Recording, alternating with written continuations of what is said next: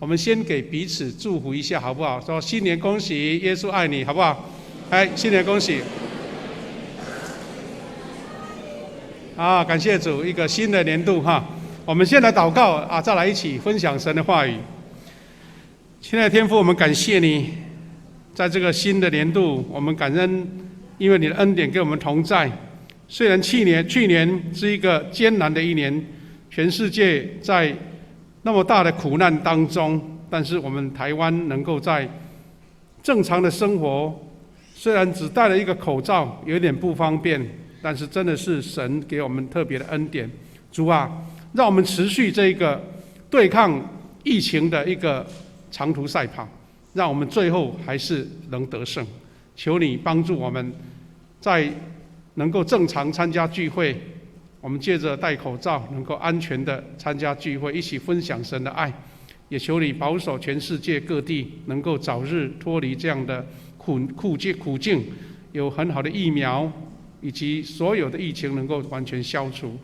感谢主，我们也透过你的话一起来学习，我们的教会要在神的恩典当中得到建造。祷告奉耶稣的名祈求，阿们。各位弟兄姐妹，我们难得能够在这个疫情还有点紧急当中，我们政府还没有限制我们参加的人士。记得去年3月开始呢，还要求说我们要做梅花座或者是说我们有什么情况不能超过100个人。那其实我们已经是非常恩典的了哈，感谢主。那在今年的那个维也纳的那个新年音乐会大家很期待维也纳的交响乐团他们弹奏一些非常耳熟能详的交响乐，大家很喜欢，全世界我们台湾都有转播。我看到有一个同工呢，他传那个影片的那个网路档他只写了一句说，我们常常在讲说座无虚席，对不对座无虚席就表示哇，这个节目太丰富了，大家坐得满满的，还那个占位。但他写一句话说座全虚席，座全虚席。座全虚席的意思是下面都没一个人。看到那个跨年晚会，有的地方政府他们慎重就把它取消掉了。我看到那个在台上表演的好像没什么热情，感觉前面都是空空的好像热不起来，真的要有人鼓掌才会这样子了那我们教会也这样子，就是从今天开始呢，就是每一个人都戴口罩虽然我们这服侍者讲话有时候口罩戴着会比较吃力的，喘息比较多，但是大家一起带到，我们用这样的方式能够平安度过这样的疫情那牧师要一起分享的是，我们教会在今年是45周年，45周年。那45周年也算是一个新的一个年度的开始，一个小庆祝了我们一般的教会是10年一个大庆祝，那5周年也算是一个不简单那感谢主，在去年11月我们一起举办共事营我们大概所有的教会的领袖，有各单位负责的人都全部集中到林子内那个灵修营地那边，天气也很舒服很好，大家用一种非常快乐的心没有什么争执啦，因为大家觉得说，既然是10年后的远景你看的跟我看的大家都讲出来，但是要不要实现，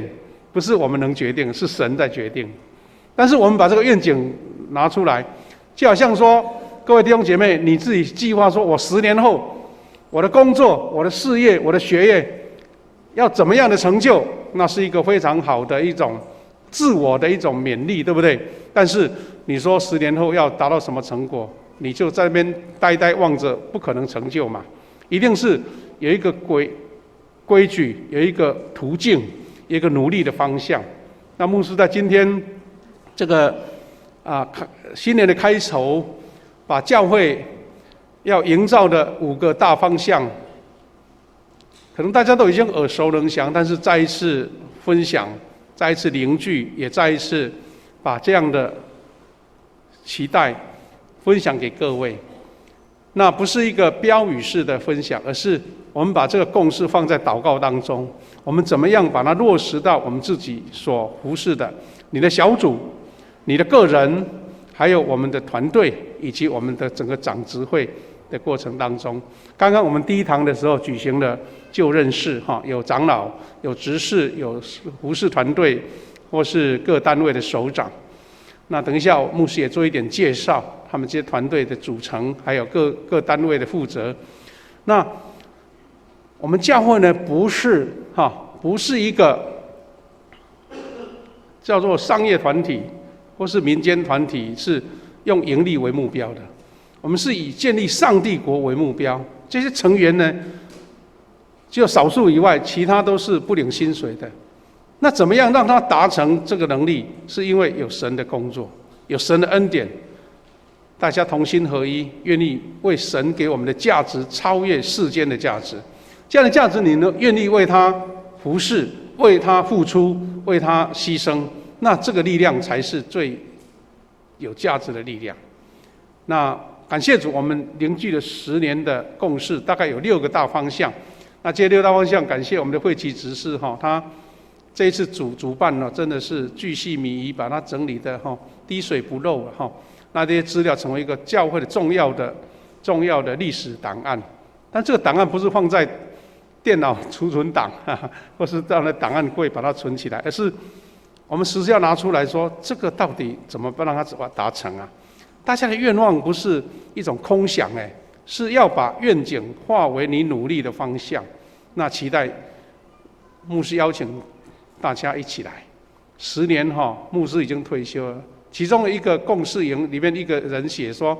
，10年已经换牧师了，10年后换牧师，那是确定是这样子，因为牧师再过几年就要退下来了。那很多的事情要改变，那怎么样让我们现在就把握好？大家觉得这几个方向是我们要努力的，我们怎么样各位同工、各位领袖把它放到你自己的计划事工里面，然后让它成就起来。好，那等一下经文我们再来做复习了我们在教会里面我们今天举行的差派礼，还有长执、首长、张某代祷。那我们是希望邀请所有的富强人一起来思考，我们一起建造教会的共识跟意向，还有凝聚策略方针。换句话说，意向是一个目标，一个方向。我们都知道说，你很认真走没关系，但是你方向错了，你越走会越远，对不对？越走会离你的目标越远。所以我们先把目标放好了，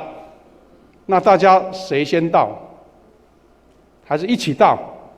就像我们在跑马拉松，有人跑得很快，我们教会很多弟兄姐妹很喜欢跑全马、半马，还有5公里的，还有用走路也可以到的那种马。那是因为大家都同一个方向。那教会也是一样，但是方向不是牧师。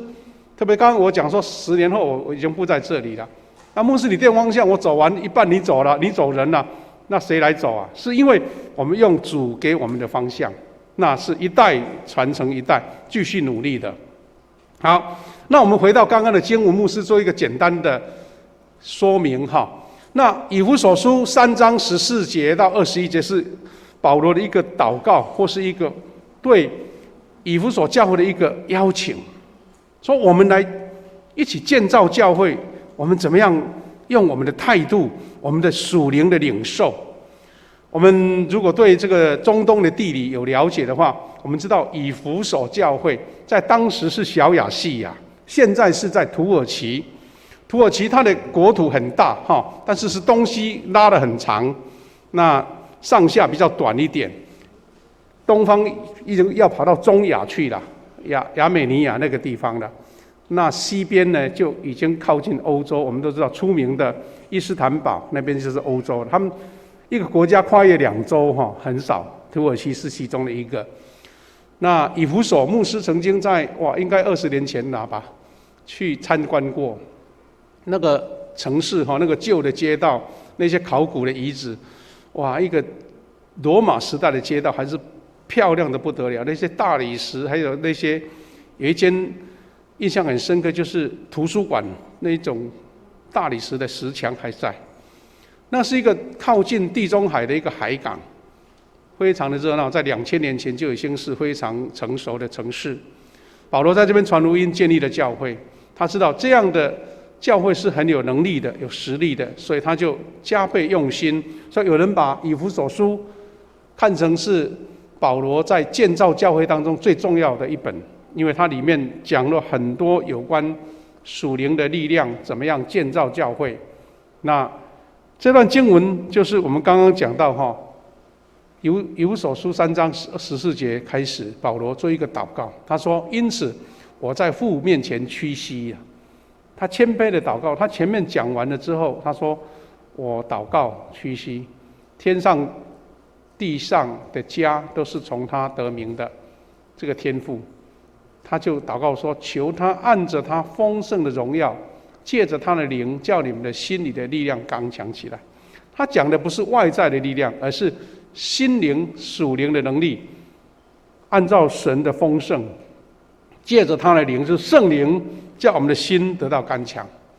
他说：“使基督因你们的信住在你们心里。”有基督在我们心里面，就会成就一切，就会掌握在我们的内心，因为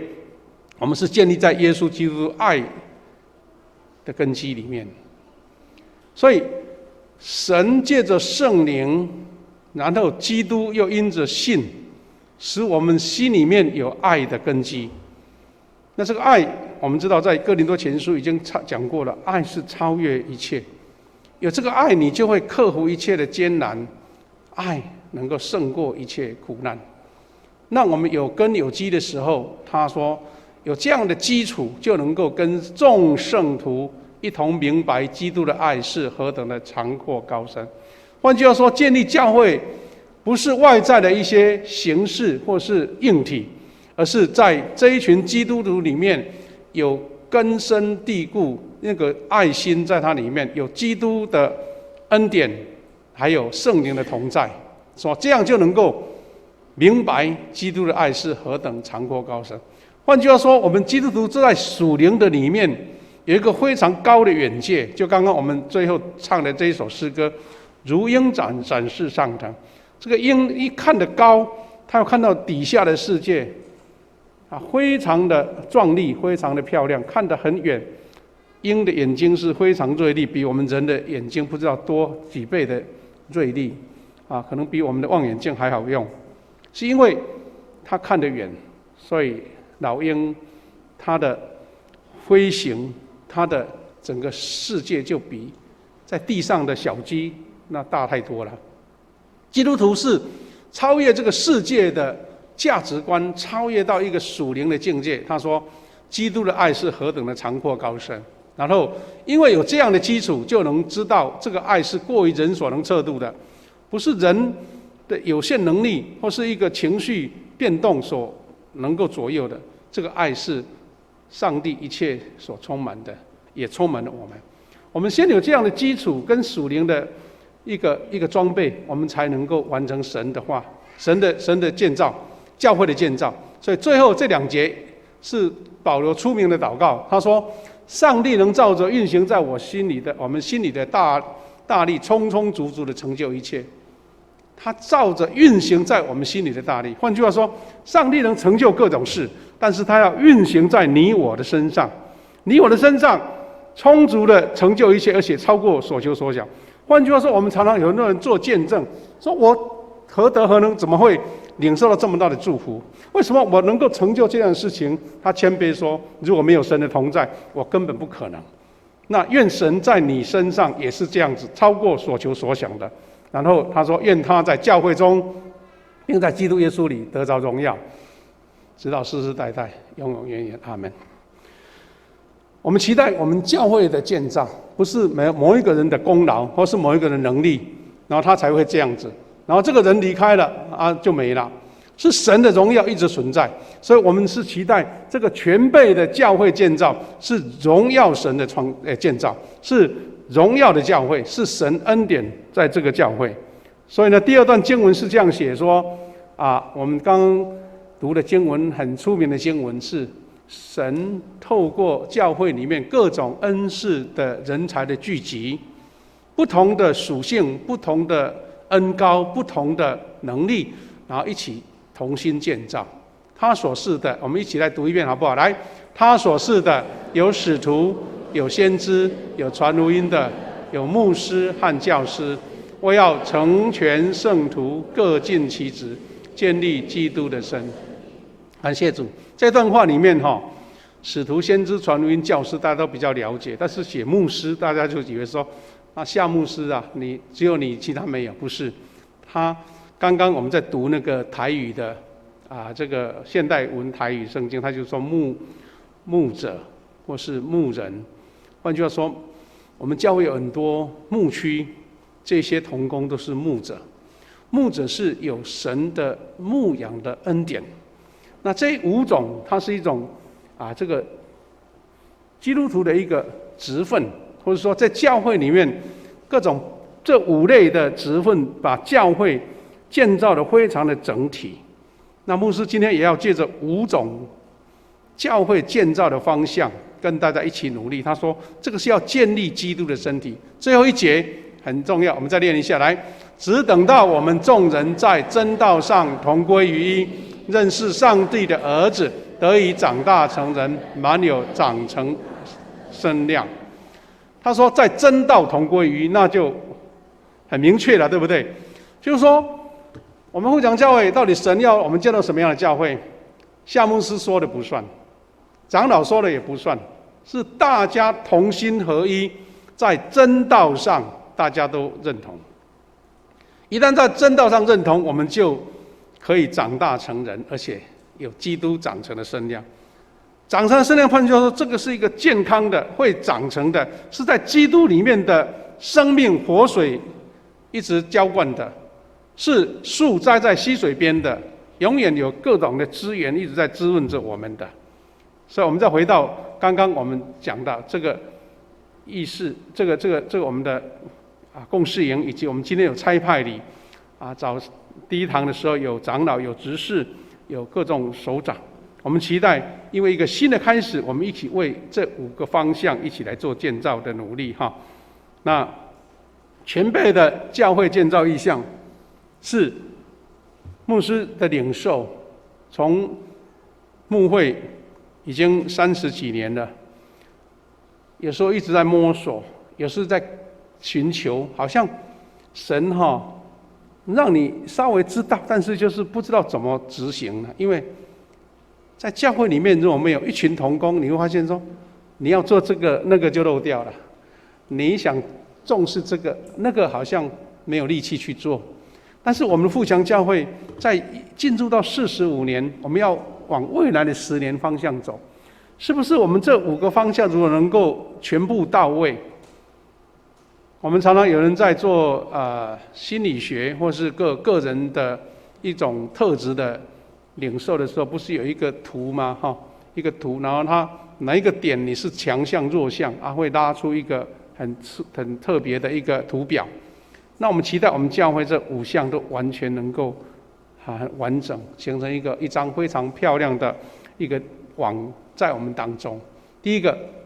我们一起追求的是富强教会是永生上帝的家，真理的柱石，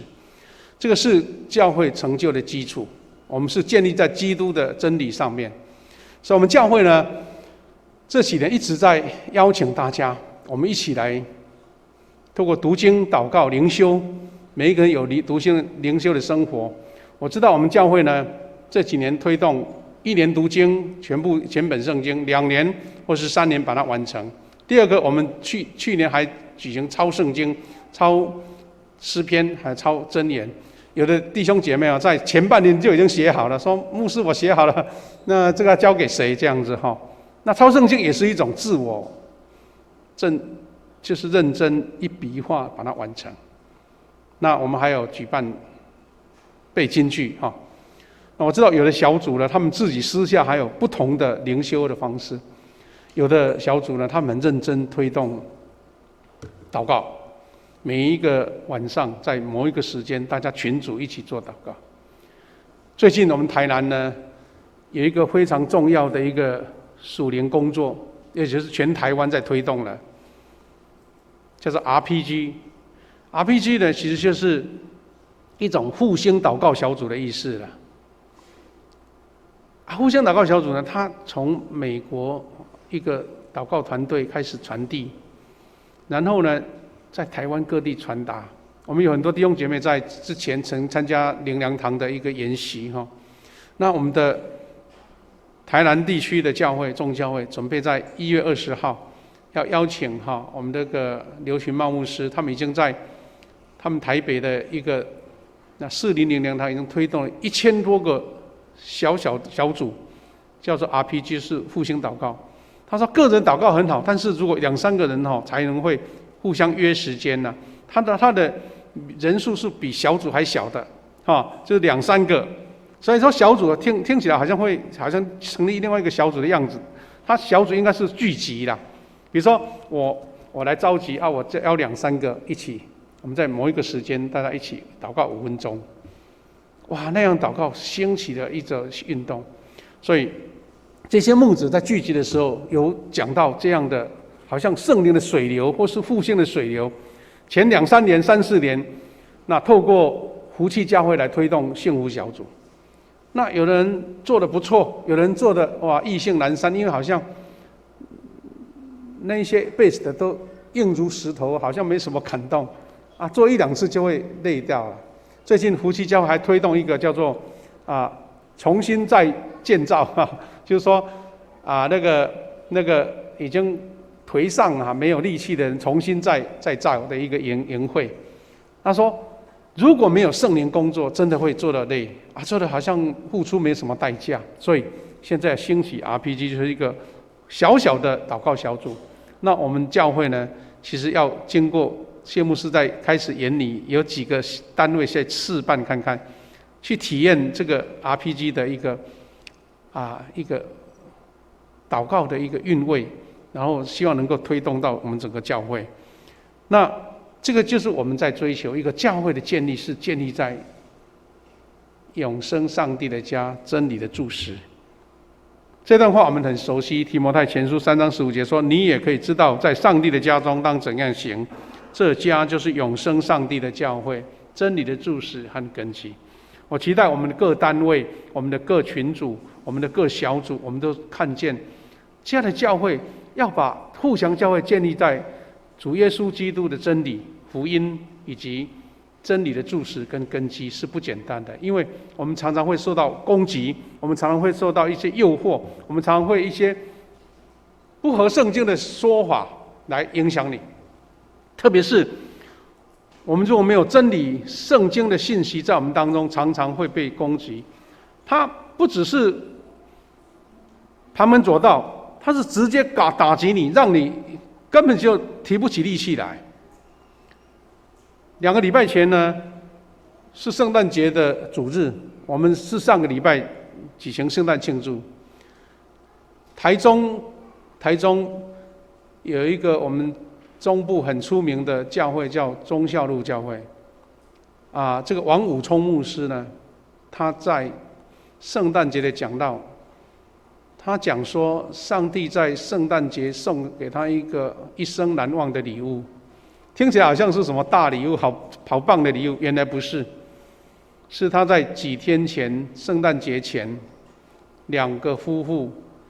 他们一对夫妇遇到重大的车祸。说重大其实不重大，因为呢，他只是被一个骑机车的妈妈载一个小孩，不小心因为天气暗暗的，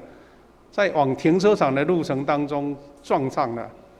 王武聪牧师一跌，撞到了整个脊椎骨都受伤。他的师母更严重，因为没有什么防备，所以跌倒应该是撞到头部，直接就昏迷了，而且几乎没有办法呼吸，可能是去撞击到那个呼吸的神经。还好是因为牧师跟师母是去，好像是乌日附近的一间教会，一间医院去探访病人。就在医院前面的停车场被撞，所以马上送到急诊室去急诊。这王牧师在1个礼拜后的这个圣诞节的讲道，他说：“神给我们这样非常难忘的礼物，是让我们经历神的神迹。因为他被撞过1个礼拜天，然后20号就上台讲道，大家都吓他吓一跳，说：“我怎么那么严重的脊椎受伤，怎么能够上台？”他的师母经过紧急急救，住进加护病房1个礼拜，也出来普通病房。他讲这个信息的时候，不是在讲耶稣诞生有什么样的祝福了，他是讲说神给他特别的圣诞礼物。他自己清楚地感受到说，当教会要勇敢为主传福音的时候，你就必须接受恶者的攻击跟诱惑，因为他知道恶者魔鬼撒旦他最恨恶你去传福音拯救灵魂。他说那几天他感觉有一种非常黑暗的势力在笼罩，他也感觉不出来，所以他就谦卑祷告说：“神啊，仆人是很软弱的，求你遮盖，求你扶持。”所以他说，在那种苦难当中，他感觉到魔鬼的恶势力是何等强大。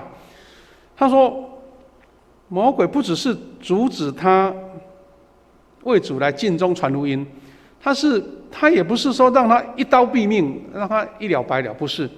魔鬼的攻击是从他的受伤，是想要让他瘫痪躺在床上，死不了。他的师母可能一撞就昏迷成植物人，他就让你到底你还有多大力气来跟我斗？他说这种恶势力是看到魔鬼的残忍，因为他不是让你一下子就了结生命，那还简单呢。所以他就在见证的时候是说，神让他脊椎骨经过1个礼拜后，竟然能够站在台上讲道。他的师母1个礼拜后就出来普通病房，神志就恢复了，连医生都觉得说这个从医生的角度是不大可能的。我们当神的仆人，我们当主的门徒，最大的恩典不是你比别人富有，或是比别人有什么样的才智能力，而是因为你经历到人不能做到的事，那种祝福跟恩典，那才是我们最大的一个属灵的祝福跟来源。那一个教会，如果大家持守在祷告当中，持守在灵修当中，每一位基督徒是长大成人的，是成熟的，我们就不怕魔鬼的攻击。等一下我们还有我们的中保代祷的一个差派礼，是因为我们奉主名来祝福他们，当他们在做属灵征战的时候，是大家一起同心代祷的，而不是他单军作战，他是单兵作战，他是孤军奋斗的，而是一群人一起在一个祷告的征战的网络里面。感谢主，这是我们第一个教会建造的目标，就是永生上帝的家，是真理的柱石。我们的教会不是一个人的聚集而已，是神的家。第二个，教会是活出爱的健康教会，这是去年牧师在年初的时候分享的主题。换句话说，我们富强教会之所以有一点不一样，不是我们的建筑物比别人特别、比人新、比人大，而是我们富强教会大家一直在标榜，但标榜不是口头上的，而是你真正去执行它，就是一个活出爱、健康的教会。我们一个标语大家耳熟能详，说口甜、脸甜、心甜。那这个不是讲这个外在的，因为心甜是看不见的。你做了什么动作，你讲的什么话，你怎么行为，如果你的心不甜，外表的口甜脸甜很快就变色了，就变不一样了。所以我们一直在强调说，富强教会是因为有爱有温暖，所以吸引人来。因为这个爱是在见证，刚刚我们除了经文说有基督的爱在你里面，定根在你里面。即使我可能心情上有一些困扰，我事务有些繁忙，但是因为圣灵的同在，我能够有喜悦、有快乐、有平安，那个力量才是真实的力量。就像一个人在苦难当中，他不被苦难所打倒。我们基督徒在富强教会里面就是这样的能力。我们因为有神的同在，你才能活出这个爱，是一个健康的，是一个疗愈力的，是在里面得到安全安稳的。那我们看到使徒行传2章46到47节这段话说：他们天天同心合意，恒切的在店里，且在家中擘饼，存着欢喜诚实的心用饭，赞美上帝，得众民的喜爱。主将得救的人天天加给他们。这段话亲自呈现了初代教会他们那种被人喜爱、得救人加添的一个力量。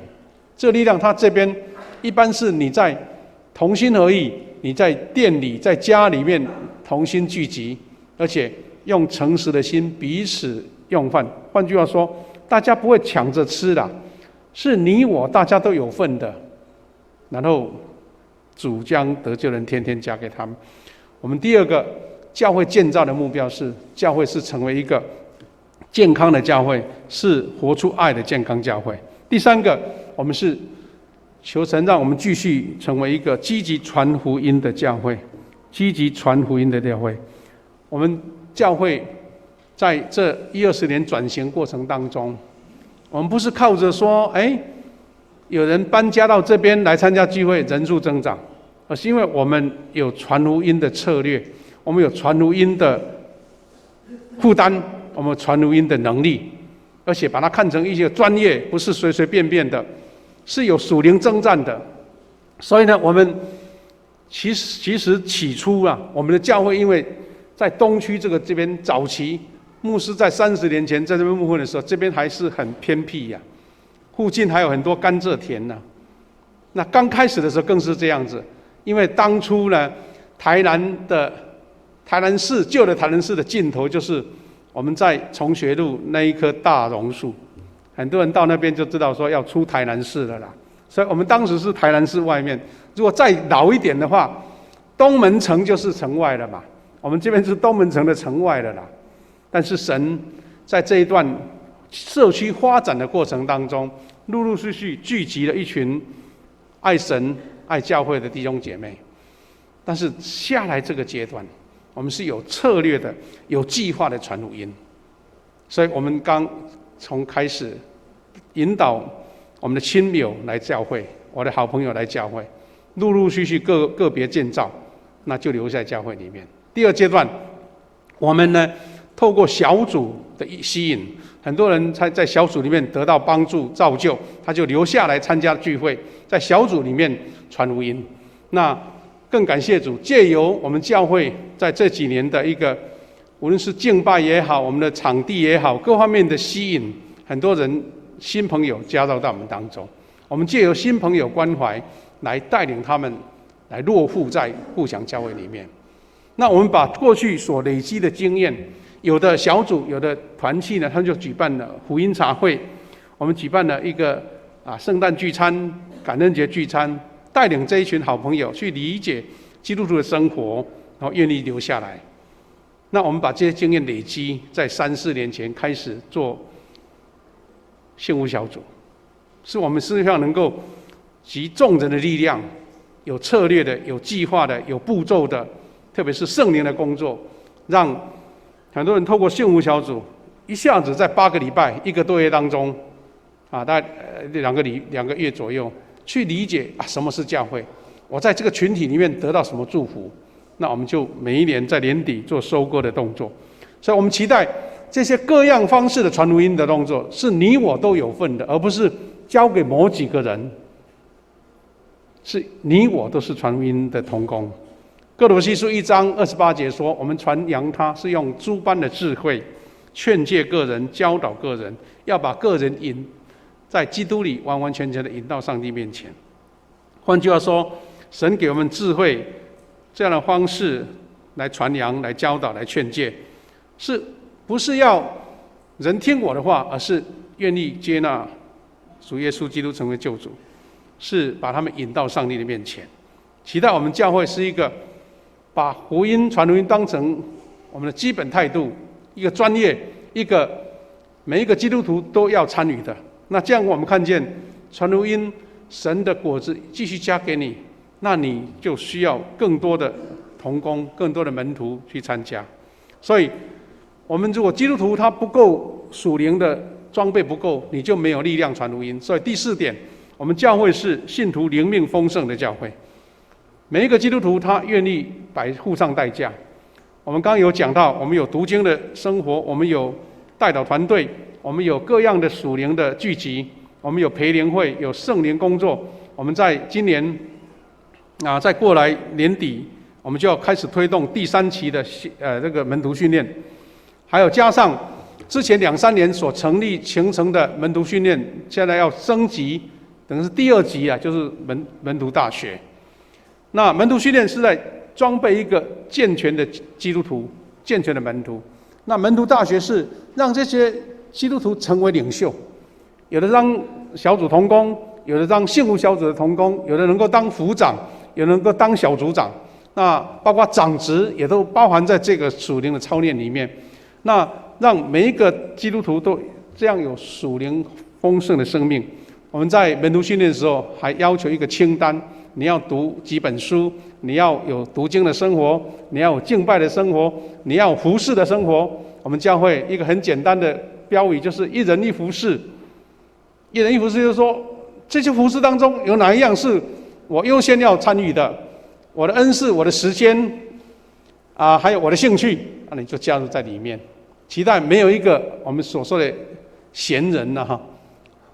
淫狼，是你都参与在里面。所以教会信徒灵命丰盛，你才有力量传福音，你才有力量做见证，你才遇到苦难挑战人生的风波的时候，你不会跌倒。所以这2段经文大家都很熟，第10章10节约翰福音，我们一起念，预备来。盗贼来，无非要偷窃、杀害、毁坏。我来了，是要叫羊得生命，而且得的更丰盛。耶稣说我来了，但是你没得到，那问题是你不是耶稣啊。耶稣已经要给你丰盛的生命，而且得的更丰盛。第2段也是出名的经文，我们一起来念约翰3书1章2节，预备来。亲爱的兄弟啊，身体健壮，正如你的灵魂兴盛一样。因为我们每一位基督徒，因为有丰盛的灵命，你就不怕一切生活的挑战，你充满了神的恩典跟祝福，在你工作、你的身体、你的服事都能得恩典。最后一个是互相教会是代代门徒培育的教会。我们在这个共事营当中有一个很重大的重点是说，我们不只是要期待10年后一个教会的一个蓝图啦，而是我们愿意已经把我们等于是我们讲说互相教会现在是 2.0， 那现在要变 3.0。 2.0 是我们经过翻转之后，我们转型之后，这一群同工已经服侍了好多年了，他必须要把这些智慧、经验以及属灵的权柄开始传承。所以今天在早上第一堂的时候，有几位是新的团队的领袖、新的团契、新的队长。那我们更期待的是，我们是一个门徒培育的教会，也是一个叫做3代门徒的教会。什么叫3代门徒呢？很简单，他的意思是说，我呼召成为门徒，我就开始要带门徒了。那我不只是带门徒就交棒了，而是我看到我的门徒又培育了第3代，我已经成全他成为门徒，而且又成全他能够带门徒。那这样3代才能够永续，不然的话到我这一代，哇，好高兴哦，很成就。那后来第2代接了就没了，就断掉了。我们台湾最常被人说的一句话说：“好业未过3代”，有没有听过？好业未过3代，什么意思呢？不是受咒诅啦，而是这一个创业的生意人或是领导者，他没有传承。他让子女变成一个阿下囝，让子女当成一个靠爸族，当子女成为一个只会花钱的小开，必须要让他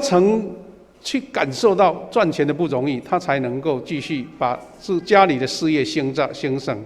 而不是一种咒诅。其实你知道，在日本有1000年的事业，你知道吗？日本有那种